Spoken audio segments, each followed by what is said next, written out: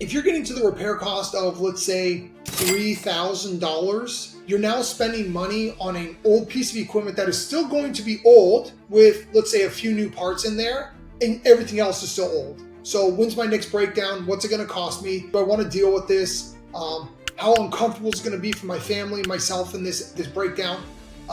Versus, okay, replacement's a few $1,000s more, but now I've got all the warranties for all my parts. I've got labor, I've got parts, all of those things are covered. I don't have to worry about it. Here's what I wanted to ask you guys as it relates to brands. So like in electrical, I think that there was like a brand from back in the day that was recalled, and that brand was more prone to cause fire issues. And anytime a home inspector sees that brand, it gets called out automatically. Right. In the AC and heating, is it the same thing? Or in other words, how do you know if a AC or heating is towards the end of its life or whether it's still going to be functional? Yeah, so I think that's a great question. I know like the Zinco electrical panels have had fire hazards and recalls. In the HVAC world, there are pieces of equipment that have had recalls, fire hazards. Most of those issues actually were on the installation process. They were set on plywood. The flame would roll out. It would catch the wood on fire. So there's multiple things there. But the lifespan of an HVAC system is usually 10 to 15 years. You might be able to get 20 out of it, but really it all depends on how it's used, where it's located, and how it's maintained. It's like a car. If you never maintain your car, you never change the oil, you're running on low tires, it's not going to last very long. It's going to struggle. So same thing on the HVAC side.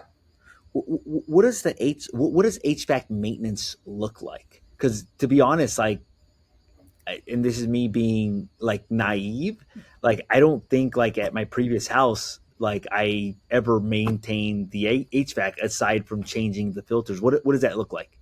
Yeah, so that's like the thing. Everyone's like, change the air filter, right? But there's a lot more goes into it. We're looking at the ductwork.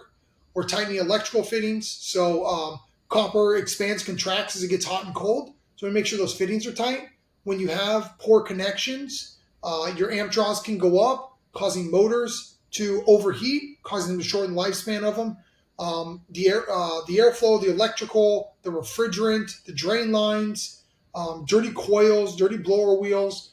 So the function you've got a controlled flame in your furnace, right? I don't let my kids go in my attic and take a lighter up there and light it, right? But you've allowed us to put a furnace up there, and now you're not inspecting that flame ever again, right? So making sure that there's no problems up there. And those are those recalls that have happened because no one's maintained these pieces of equipment or caught them on the front side.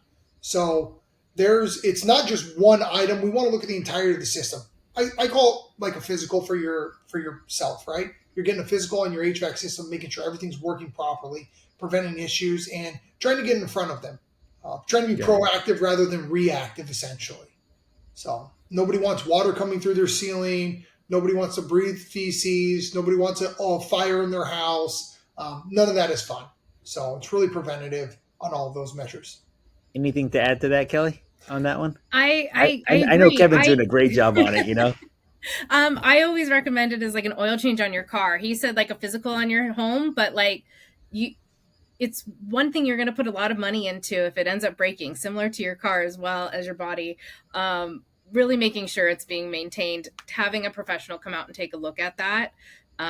We recommend once a year, twice if it's an older system, because we truly recommend you replacing those filters at least every other month. Because you don't want to continue to breathe in bad air. Those filters should be changed more frequently. And we love to come out and do that, but we also recommend those maintenances as well to the system. What is a typical range for like preventative maintenance, basically, like meaning like to come out once a year? What is that typical range in pricing? And then what is that range for like a actual inspection for AC and heating approximately? It doesn't have to be exact. It could be like obviously the size of the house. We offer family plan maintenance. That's $14.99 a month. And what that gets you is your maintenance for once a year. Your diagnostic fees are free for that time through that maintenance.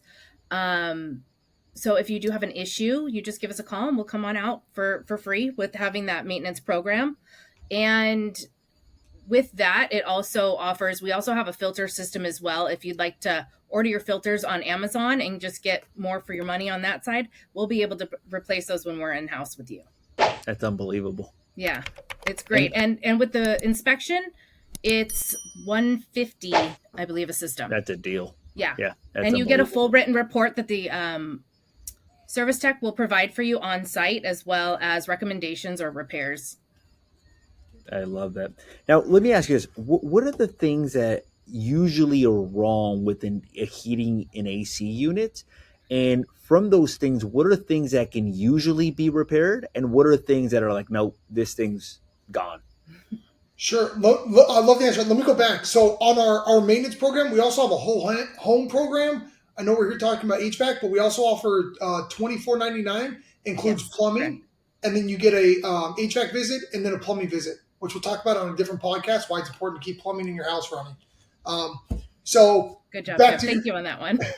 Back to your question, Jose. So the unrepairable things are like cracked heat exchangers, not usually recommended by the time they crack or ruptured, grounded compressors, open windings, things like that, that are massive cost and the system has been damaged.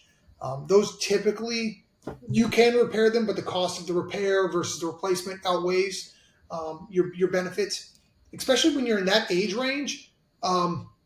If you're getting to the repair cost of, let's say, $3,000, you're now spending money on an old piece of equipment that is still going to be old with, let's say, a few new parts in there, and everything else is still old. So when's my next breakdown? What's it going to cost me? Do I want to deal with this? How uncomfortable is it going to be for my family, myself in this breakdown? Versus, okay, replacement's a few $1,000s more, but now I've got all the warranties for all my parts. I've got labor, I've got parts, all of those things are covered. I don't have to worry about it. So, it's broken down to like $3 a day for a new system, right? So, you're talking about less than a cup of coffee at Starbucks for replacing your system versus let me put this money here and it's never going to give me value, and then I'm going to have to pay $3,000 now for a repair, and then I'm going to still have to buy a new system down the road. And if we just said it was $12,000 now, down the road it's going to cost me $15,000. Oh no, it's not, because you already spent $3,000 on repairs, so that's already $15,000 plus what's the increase in the cost of goods and everything by the time we get there.